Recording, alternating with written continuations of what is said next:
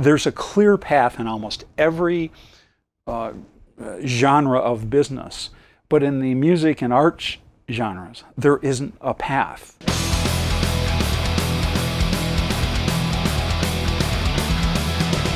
Hey everybody, this is Fang from Lords of the Trident, and this is Words of Fang, interview number 2.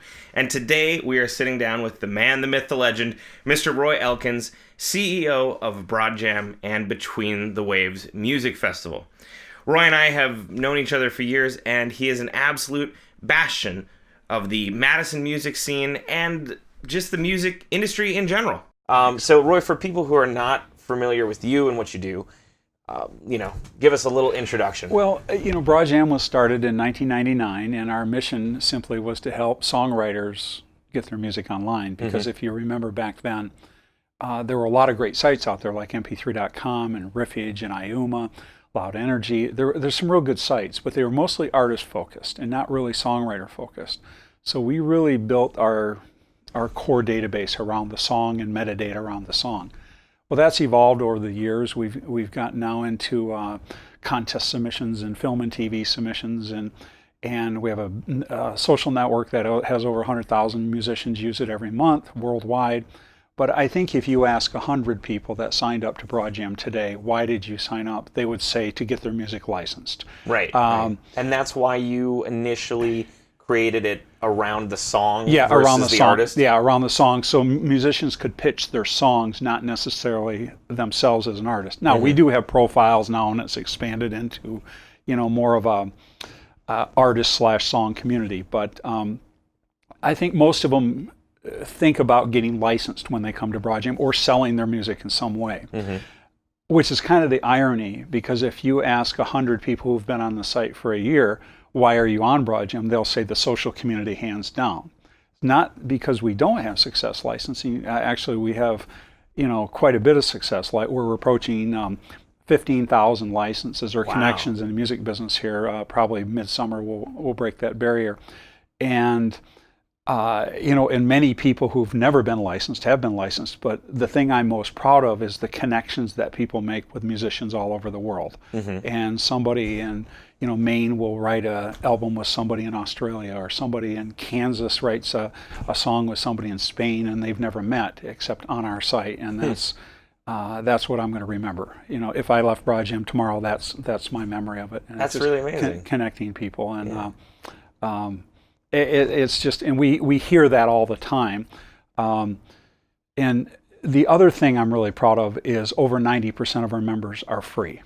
They just simply, they come to the site, they find the social network, and they end up just communicating, trading files, reviewing each other's music. And, if it could be 100% free, we would be. But you have to pay the bills. And, Amazon wants us to pay for the bandwidth. Go figure. Well, and and our lawyers want to be paid, and our employees want to be paid, and gosh, those pesky lawyers and employees. Everybody wants to be paid. No, and but I'm really proud that we're able to provide a home for so many musicians and so many who can use it to their advantage. That's really cool. So speaking of connections, you talked about making digital connections. You're currently working on making real-world connections too with the Between the Waves Music Conference. So tell everybody about this conference that you've put together.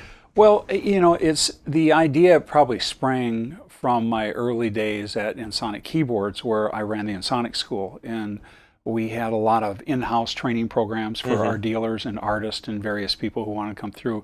And we had these field schools, which we would go to a hotel room in Los Angeles, and we'd run a one-day training on our products. And there might be 50 or 100 people in that program. And I've been thinking about it a long time. And I moved here in '97 to work with Sonic Foundry.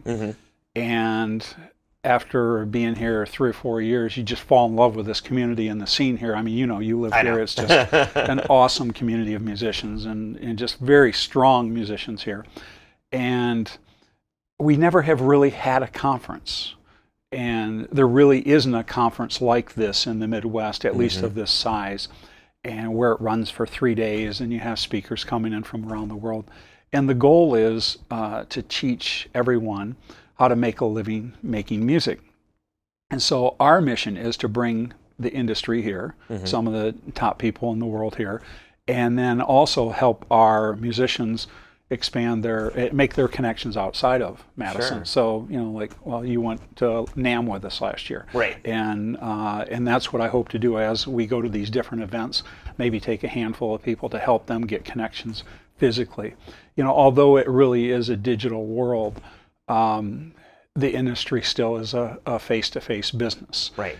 From a consumer perspective, it's digital with Spotify and Pandora, but making those deals, signing with labels, signing with publishers, you still have to meet people and still have to shake hands and get along with people. And that's what we're trying to do, is create a hub here in the Midwest. It's interesting you say that, because one of the things that has really hit home for me in the last, I don't know, even couple of years, is how small the industry is. How, in terms of who you need to know to make a deal, who you need to know to move forward.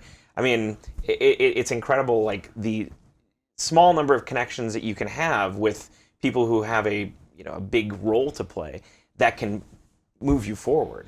Yeah, it's true that probably in every industry, if you know 20 people who are key in that industry, you're probably going to be able to get to everybody. And my background's in the instrument business, and especially the technology side. And if you know just a handful of those people, you pretty much can get to anybody you want to in that business. But as I moved into the intellectual property side when I started Broadjam, it's the same there too.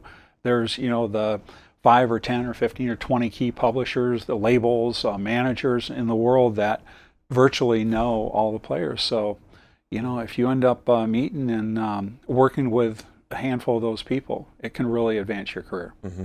So for those of you watching, if you actually want to physically shake hands with some very important people, come to the Between the Waves Music Conference and Festival here in Madison, Wisconsin.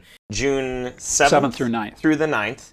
Tickets are available. I've gone since, since it started, and it has been incredible. Yeah.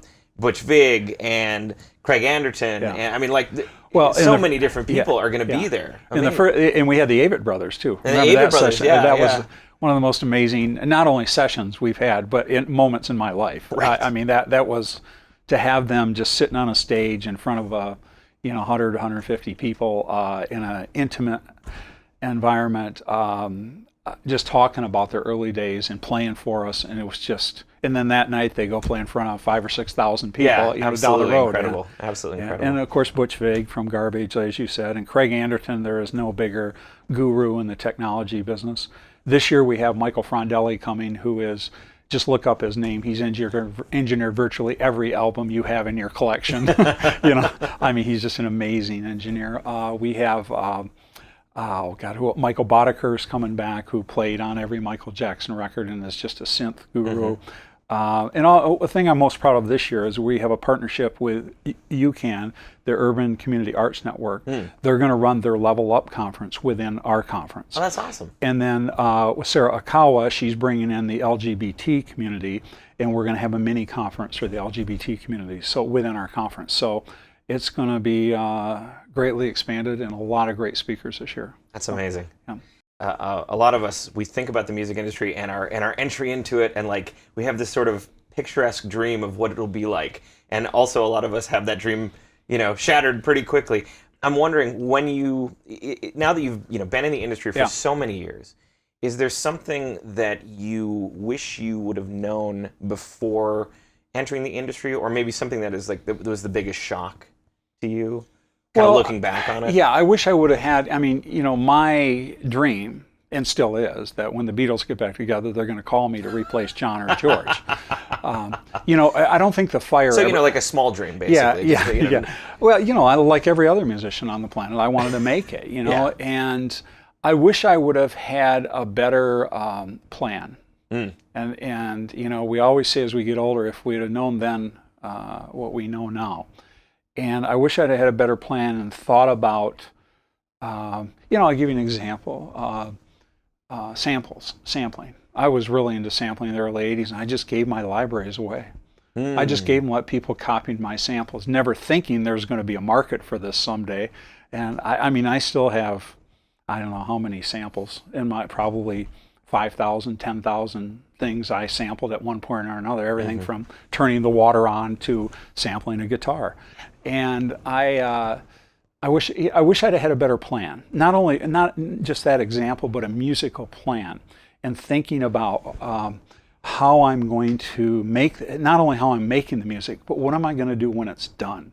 And I wish I would have spent even more time on that than I did making it. You know, I hear a lot in the current business that somebody will say, we worked really hard on this record. And I always say, well, I'm really sorry. And it gets an interesting response, because I've worked on a lot of records and I've never worked hard on a record. Making records is not hard work. That's something you and I both could be in the studio 12 hours a day and never get tired of. The hard work is what happens when it's done. How do you market it to the world? And I wish I would have had a better sense of not only the music, but how do I market myself to the world? How do I understand what makes me more valuable as a musician? And, you know, can I read? Can I play by ear? Can I read Nashville charts? Can I play a second instrument? Can I sing harmony? Because had I thought about that from a business perspective, if I can do all of those things and I do them well, I can work I'll never have to worry about working as a musician. But generally we get so wrapped up in what we're already doing, we don't think about the expansion only to complement what we're thinking about. And you know, what is a publishing deal? What is a label deal? What are those things? And if I would have been a little smarter, I would put a little more time into it. But it's a really good question, and I think my advice would be, you know, live, eat, think about this all day long, but not just what you're creating. What's going to happen when it's done? And when a deal comes to you and somebody says, here's this club wants to pay you $50 to play, or they want to pay you $500. Well, the $500 deal may be worse than the $50 deal. If the $50 deal is opening for Metallica doing a club gig, you probably got a pretty good deal there. Yeah. You know, if the $500 deal may be on the North Pole and nobody shows up, and it's costing you $2,000. I think Metallica did that too. Yeah, you know, I think you're talking about the same club gig. But you know what I mean. You have to. What is a good deal? It isn't just necessarily the money, and I think it's really important, especially for young bands, just to play and just to get out there. But I wish I could go back sometimes and say, you know, I always wish I could play and write more, but I wish I could have also been a little smarter about my intellectual property career path, you know. Do you think relying on your music for an income, do you think it hurts the creativity in any way, or do you think it changes your relation to the music in any way? Like, you have to make this song so that you can eat, versus I'm going to spend a long time and make a song that, you know, that feeds my soul or something like that. Do you think it changes your relationship to the music? Well, you know, probably, because you have some ups and downs, and probably more downs than ups, you know. I think that that's a really good question. I don't think, you know, I think one thing we got to remember as artists, that trees don't grow on mountaintops. They only grow in valleys. So your creative time is when you're struggling. So if you can figure out when you're breaking up with a partner, or the band breaks up, or you're having a fight with your brother, or a sibling, those are the times, if we can intellectually capture our that emotional thing that's happening, that's when the great songs happen, because they're coming from the heart. But our head doesn't often get involved in that process. So, you know, part of the question is I'm making my living making music, and it puts added pressure. That's never a negative. That if you're making your living making music, that's a positive. So I think it probably does affect it. But I don't think it ever affects it in a negative way if you can grab when you're down, grab those moments. The hardest part for any of us is, I'm going to sit down and write a song today. You know, I mean, you and I can sit down and write a song in the next half hour. Yeah. And we can come up with verse, chorus, and it's probably going to suck. Yeah. That was what I was going to say. We can do a song in half an hour. Yeah. Not going to be good. Oh, we have people on our site that put songs up every day. And honestly, about every 3 months, I hear one of them that are really good. And from those folks, I'd rather, you know, just grab that one thing that's going through your head when you're breaking up. You know, will she ever come back to me? Yeah. And if that's what's going through your head, then that's your hook. You know, and the other thing that what I think that we lose a connection with in today's world. When I talk to groups, especially the college kids and the younger kids, I always start out one section with, "There'll never be a band greater than the Beatles." And of course, I sound like my dad when I say that. What, Roy, you'll have to speak up a little bit. Hold on here. Then they usually say, "Who?" Yeah. Well, and I explain myself. I say, look, the Beatles played together 1,000 times before they recorded their first record. They either played gigs or they played in, just played together in their houses 1,000 times. And they played every single day. And some of the gigs they played were 6 or 8 hours long, 7 days a week when they were in Germany. I mean, we're lucky if we can get a 45-minute gig in the same town once a month. So it's a different world now. Now, do I think the players today are technically better? Absolutely. Do I think it's difficult to be as tight with your fellow musicians when you're only playing once a week together? I think it's much more difficult than it was. That doesn't mean the bands aren't as good as the Beatles. That's not my point. But I think you got to be all in on this. And you know, if you're going to really connect with the music and make a living, we can't have the distractions that we have today. And remember, back, you know, I mean, when I was coming up, we didn't have 500 channels to watch. We didn't have a cell phone. The internet. We didn't have the internet. I mean, we didn't have any of that. So, and in fact, we were joking the other day, in my high school, we had 3 sports in the fall, 2 in the winter, and 2 in the spring. And that was it. Soccer wasn't a thing. You know, and there weren't all of these other things to do that there are now. And I'm not, you know, I don't want to sound like my dad in saying this stuff, but what I think has happened is this instant gratification that we get by picking up our phone and finding the answer to a question instantly, we've lost the appreciation of the process of learning and growing. And when we can just find this. And so I would encourage any young musician, you know, to find that person you work really well with together and play with them all the time, every opportunity you get. So you're finishing each other's phrases, and when that person writes a lyric, you know where it's going. You're going to finish it, and you make those connections that are so deep and so they're almost spiritual in a sense when you play together that much. It's literally being married to the other members of the band. I've heard it said on the internet that now is the worst time to be a musician. And I've heard it said on the internet that now is the best time to be a musician. And I've heard it said on the internet that it's both, you know? And I'm wondering what you think, what's your take on that? Is it the best? Is it the worst? A couple things. First, I don't believe anything I read on the internet. And it's never a bad time to be a musician. I think my answer to that question is this. Why do you make music?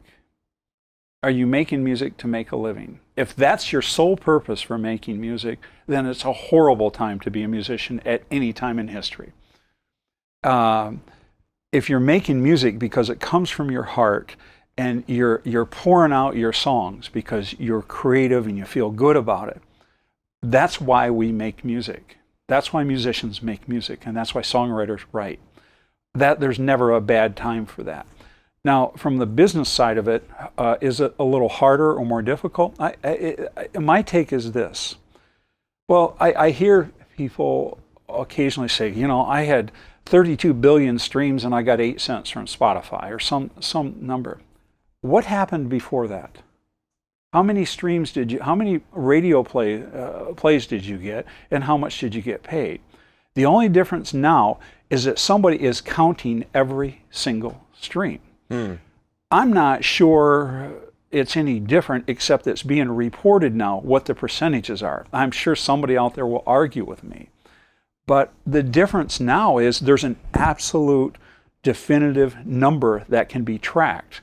Where when you put a song and spins at radio, they just report, we played this song X amount of times, and ASCAP sends you an amount, and the label pays you a certain amount. I mean, what other industry do you put a product out and you have no idea what you're going to get paid on that product? You don't have a clue. You don't have a clue. You're dependent on the performance royalties. Somebody else determines all of that, and you're dependent on a label to determine or to figure out how much you're going to get paid.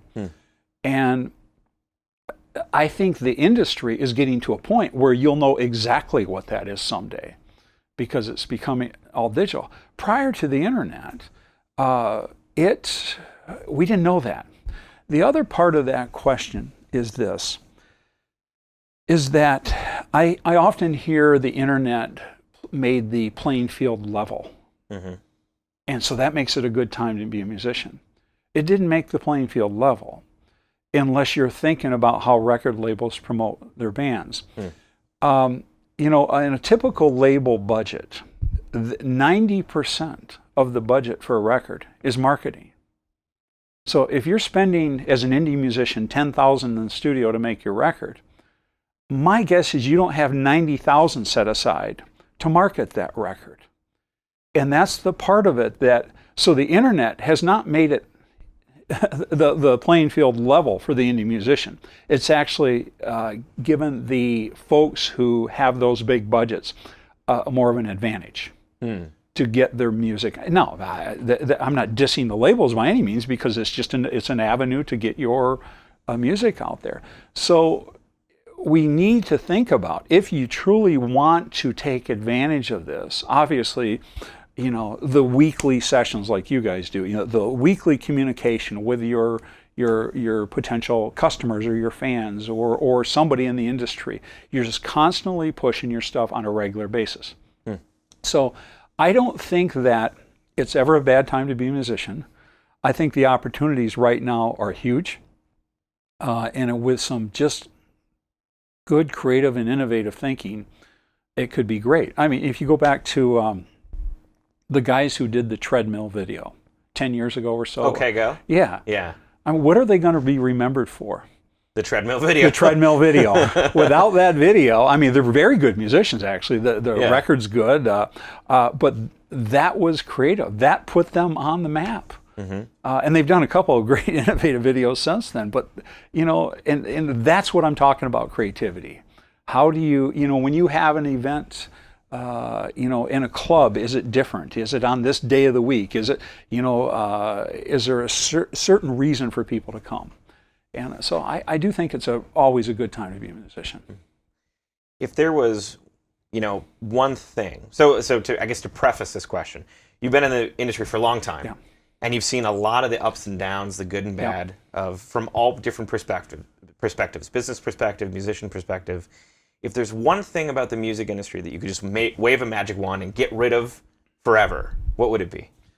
Well, I think the perception maybe that somebody else is controlling your destiny as a musician. That if I can just meet that person, or if I can just get that next piece of gear, or something else is going to help me. You know, to make it as a musician, there's only one thing that makes it. Well, your heart and your head. That's two things. But you are that we always have this perception. Man, if I can just get that next piece of gear, or if I can Don't just say that meet too this loud. person. There might be guitarists watching. Yeah. And having 8 or 10 guitars and 15 synthesizers in my studio, I know if I just get that next tool, it'll be good. And I think it's that what the internet has done is just shows us this glitz and this glamour and this, and it kind of makes us instantly gratified on everything. But really, this perception that I gotta meet this person, or I know, you know, I can do this if I do that. just work hard on the basics. And remember that 99% of all bands are going to make 99% of their money within 99 miles of home.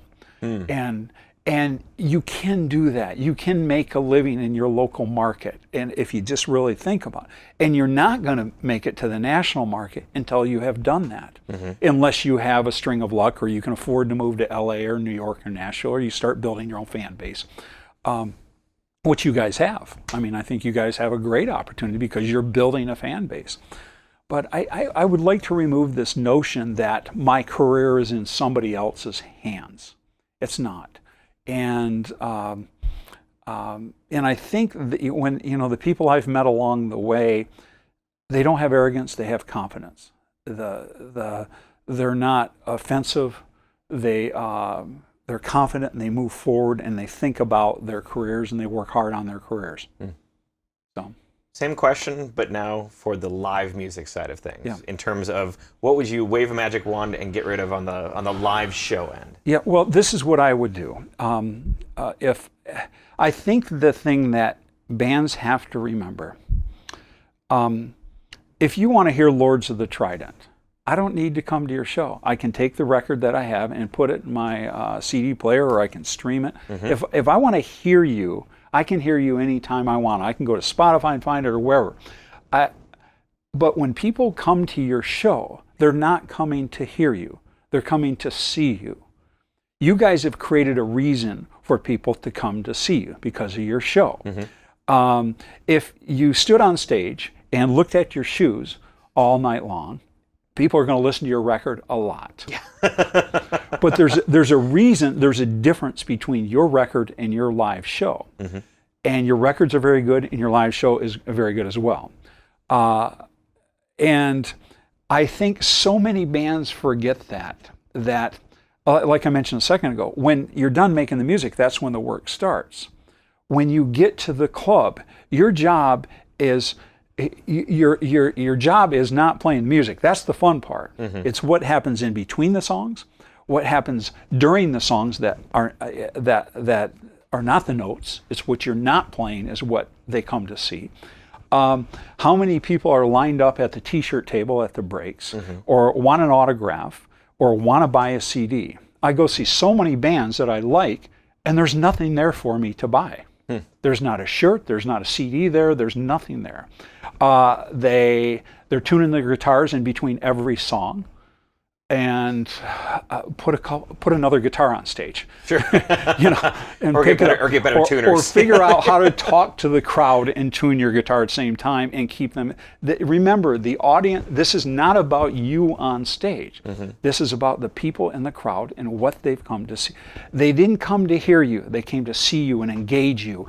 And there's nothing wrong with calling out that fan in the crowd and say, hey, there's Joe, fixed my car last week, the best mechanic in the, and there's nothing that endears that fan to you forever. He doesn't get that when he's listening to the record. And that's where bands lose it. And right here in town, we have some amazing musicians. Oh, absolutely. Amazing musicians here. But when I go see them, they bore me to tears. I honestly would rather listen to their record, because it's more interesting. I'm trying to figure out what's going on. But when I go see them, they're just, there's no engagement, there's no storytelling, there's no, rah-rah, and, in your style of music, there's in between songs, you're probably not going to tell a long story like a folk artist might. Right. So, but you know what to do in between songs to get the crowd engaged. Every style has their own thing. So that's what I would change, Ty. Okay. Sort of taking it back from the band to the fans, is there something in today's digital media environment and internet environment that you would like to see fans of bands do more for a band that they like? Well, I think they could pay them, and look at, if I'm a fan of music and a Napster comes about, like happened 20 years ago, and all of the other sites that are still doing that type of, you're going to acquire as much music as you can for free. I mean, that's naturally. Now, I think that we've evolved way past that.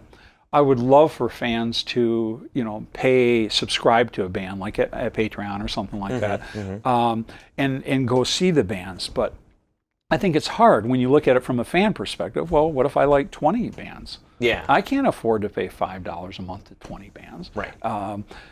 So I think the fans just simply engaging, and who was it, Seth, what's his name, Godin, that said if you have 1,000 fans that are paying you $100 a year, Oh yeah. Right. you're making $100,000. Right. Right. And that's what I would like to see fans do.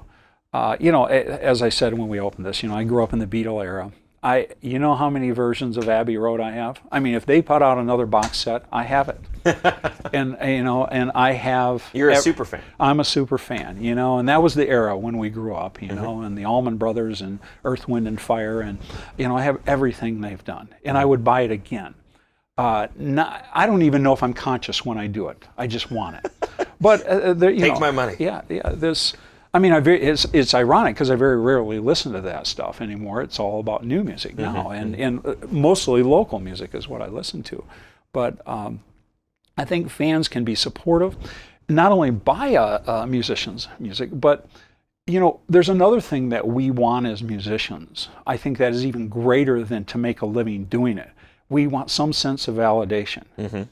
I think some musicians might be happier just with people loving their music than actually buying it. and I don't say that to be, I love it when somebody listens to one of my songs and says, man, that's great, And my mom likes every song I've ever written, She's never bought one. You got one super fan, right? She hasn't bought one yet, but I think just continuing to encourage musicians and tell them specifically what you love about the music, that is great validation. Because so many times what we do for a living, we have people tell us, well, we're going to hang it up. We're just not having success. And I have to remind them, why are you playing? Are you playing to have success, or are you playing because you love it? Are you, obviously we want to have success, but that's not why I play. I play every night for an hour or 2 hours before I go to bed every single day. And it's not because I have an audience of 50,000 people in my living room. It's because I love sitting in my living room and playing guitar or piano. That's why I do it. So fans can help validate us. And I know some musicians will say, they'll hear this, well, I don't want to be validated, I just want to make a living. Your net worth is not determined by somebody else's self-worth. Or your self-worth, the other way around. Yeah. Your self-worth is not determined by somebody else's net worth. Because somebody else has made it doesn't mean you're a bad musician and they're a good one. We can't keep reading these stories of people who've made millions and determine our own self-worth as a musician from that, Is there something that a band should really focus on before they decide to quit their day job, burn down their house, and go on the road and do music, as a profession? That's a really good question. I think there's a couple things. One, understand the expectations. If a band is going to go on the road, you're going to be married to 4 or 5 people. Every day, you're going to be with the same 4 or 5 people every single day of your life. So if you can't get along with a spouse, maybe that's not the route. But because you now have 4 or 5 of them every single day. But I think that know what clubs pay, what you should expect to make. What is your plan? How are you going to grow the band? How are you going to build the fan base as you go on? Quite often we get asked, hey, I got offered a deal through you guys, blah, blah, blah. Is this a good deal? Don't wait for that moment to know if it's a good deal. There's a great book called Music, Money, and Success by the Brabeck brothers. Music, Money, and Success, Brabeck, B-R-A-B-E-C. And this should be your Bible. It's $15, and it tells you every deal you're going to run into. Got it upstairs. It's like this. It's like this thick. It's been on my desk, I think, since the first edition. It is honestly, I believe it's how I learned the music business. And I got to meet one of them one time, and I was like, I was meeting McCartney. I had pizza with him one night at a trade show, and I thought, oh my God, this is the book I read and how I've learned. But here's the other thing. Lose the preconceived ideas. every once in a while I'll say, have you ever thought about, this person hates their day job and they're working on the weekends, playing in their original band. I say, you ever thought playing in a cover band? Oh man, I would never do that. That's selling out.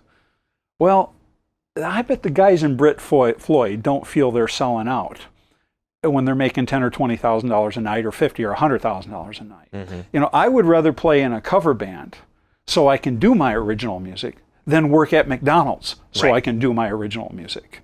I think if you just change your perspective, that a cover band in virtually every market in this country, maybe except Nashville, makes probably 5 to 10 times more than an original band in a club. I mean, that just kills me to say that. I mean, it's true. It's true. But it's true. Yeah. A tribute band makes twice as much as that. Yeah. So why not do that once a month? Pull in $5,000 or $10,000, get real good at it, so you can do all of your original gigs and expand. And lose the preconceived ideas about I wouldn't do that because of basically my ego. Right. Lose all of those ideas on how you're going to make it. The hard part of this business is, and this is the struggle for everybody, is that if you want to be an accountant, you study math, you go to college, you go to work in an accounting firm, then you start your own firm. That's the path. You want to be a professional baseball player, you play in Little League and the Pee Wees, and you play in high school and maybe college or the minors, and you get drafted into pros. There's a clear path in almost every genre of business, but in the music and arts genres, there isn't a path. Oh, you might be able to go to Berkeley College and become better, but that doesn't mean you're going to make it as a musician. It means you're going to be a really good musician when you graduate. Now, the colleges now have taught you how to make a living a little more than they used to, but I think you have to figure out what your plan is, what your path is. How are you going to develop? What is your product? How are you going to market it? How are you going to sell it? What is your price? And how much are you making? A band should know exactly what they made last month. And what's the forecast for them? What are we planning on making? If you don't know those numbers, all of that other stuff drops by the wayside if the numbers are too low. You can't market and you can't sell and you can't go into the studio and build your product. So know what to expect and lose the preconceived ideas and be ready for the deals when they come. There's been a lot of talk in musician circles about the new music industry. Yeah. And there's been a lot of discussion about when that started and argumentation on that and stuff like that. What do you think separates the new music industry from the old music industry in people's minds? That's a good question. I think the simple answer is probably the internet. It's probably the internet. And I think, Napster triggered this whole thing, and YouTube now has become the source for fans to find new bands. But I think we touched on this a second ago. I think the ability, the new industry tracks everything. I hear, Spotify. I see a lot of people online just slamming these guys, and I don't know them. I've met them a couple times at various conferences, but I don't know them. And Pandora, and I've met a couple guys there. I don't know them, but I did read that 70 to 75% of all of their revenue goes to pay their artist, or goes to ASCAP or the labels. Personally, I don't know why people are hating on streaming services. Right. We get money. We don't get a lot of money, but we still get the money. But more importantly, at least for me, is like people can go on the internet and type in our name and they can listen to a song. Yeah. Like, that's incredible. That's right. That's right. And they maybe someone who didn't know who we were, just on a whim, is like, I wonder who this Lords of the Trident is, and they hear it, and then they're like blown away, and they buy all of our albums. You couldn't do that if Spotify or Pandora wasn't there. So I don't understand. Oh, we only made 0.8 cents. It's like, well, 0.8 cents times a million is still something, and it doesn't prevent people from buying your T-shirts. That's right. And I think it's sometimes it's even used as an excuse. And I think there isn't another option right now. CDs replaced cassettes. Cassettes replaced albums. They were about the same time. But and then download sales replaced CDs. The industry hasn't grown that much. It's actually shrank. It is starting to grow again. And now the streaming services or the radio-like services, online radio stations, are replacing the download services. There isn't a model that has come to the forefront that everybody can buy into yet. Now, maybe there will be. I don't know. I do think that it could become centralized. When you think somebody like Facebook could, if they decide to get into the music industry, the real industry, they could come to you guys and say, we're going to pay you all, $150 a year. You're going to go in the studio for us. We'll give you a 10% commission on everything. And in a matter of a couple of weeks, you're going to be one of the most famous bands in the world. Because they have that ability to do that. Oh, they could totally do that. And every band in the world would sign on to that. And you would get less of a royalty stream than you're getting now from your records. And when you think about the old mechanism, this is what the old industry versus the new. You would put out a CD, and they were selling it at Best Buy. You're selling, the label sold it at Best Buy. And the person who sold it into Best Buy sold it to Best Buy for $7.50. They sell it for $15. They make the most money. They bought it from the label for $3.75. So they made $3.75. They made the second most amount of money. Two people you don't even know are making more money on your product than you are. Then the label gets their cut. And a good deal for a band is 10% of that $3.75. So this is the old industry. You're making 10%, so the band's making 35 to 40 cents a record, and that's a good deal too. New bands, and that's after recoupment. So if they spent $900,000 marketing, or let's say $1 million marketing the band, you got to sell 3 million records before you get a dime. At least now you know exactly what when you put your music on iTunes and you put your music through CD Baby or some of the other distributors out there, TuneCore, they report exactly what is being paid. When you go work through a label, you don't have any idea. You're completely trusting this whole line, and with these numbers. And I'm certain most of them are accurate, but I'm not sure that was a good deal. A lot of people never thought it was a good deal, but a lot of a lot of bands sold a lot of records. So the old industry wasn't perfect. It was more perfect for the labels. I think the labels struggle more with the new industry, but than musicians do. But at least if you and I form a band together tomorrow, we can put up a website. We can get on 3 or 4 sites, and like Broadjam, pitch our music. We can get on TuneCore and distribute it worldwide. So we have opportunities we didn't back then. So I think the new industry is maybe a little, from an opportunity perspective, a little favorable to the independent musician, more favorable. The old industry was probably a little less favorable to the independent musician. But you're still competing with the establishment. And so it's... there's always going to, the new industry has changed dramatically itself in the last 20 years. Since the vinyl is a thing. Yeah, vinyl's coming back. I think there was an uptick last year in actual vinyl sales or something. I don't follow the record business that closely, but that's what fans want. Give them. That's another thing for a live show. Come to the show tonight. We've got vinyl. Come to the show tonight. Buy a ticket for $15, and we'll give you a vinyl record. That's as much as I hate to say it, a gimmick to get people there. Why not? So Broadjam, one of the, if not the biggest social media site for musicians, perhaps the biggest, gathering of musicians on the internet.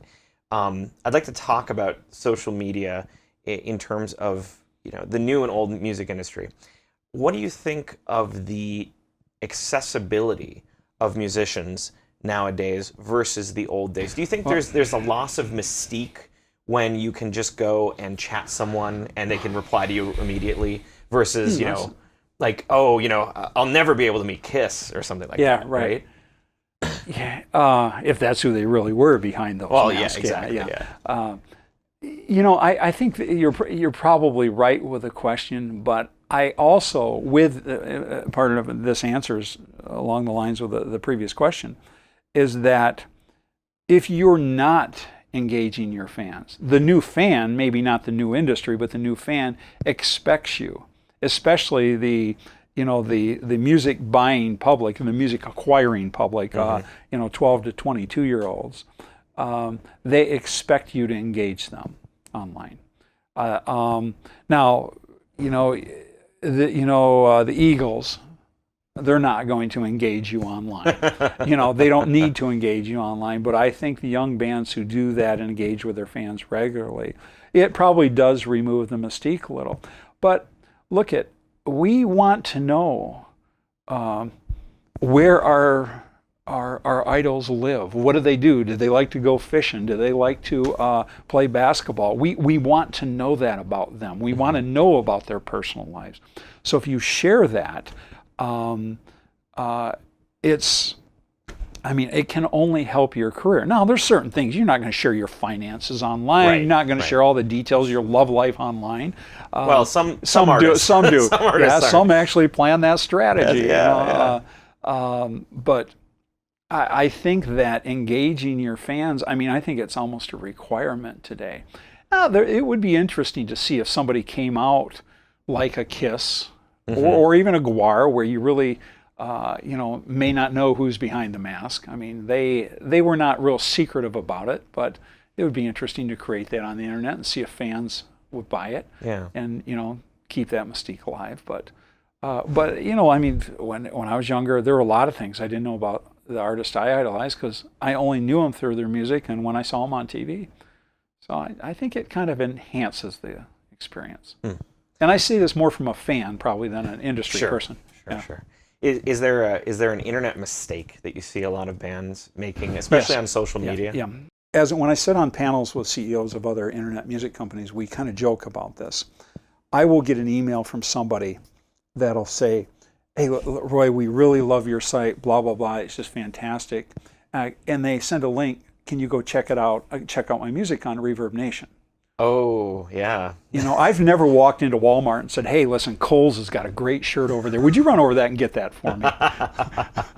and that's a mistake. And this is a regular occurring thing. And I'm sure, we don't get it every day, but a few times a month we'll get an email. And by the way, Reverb Nation is another one of those great sites. I think that's a fantastic site.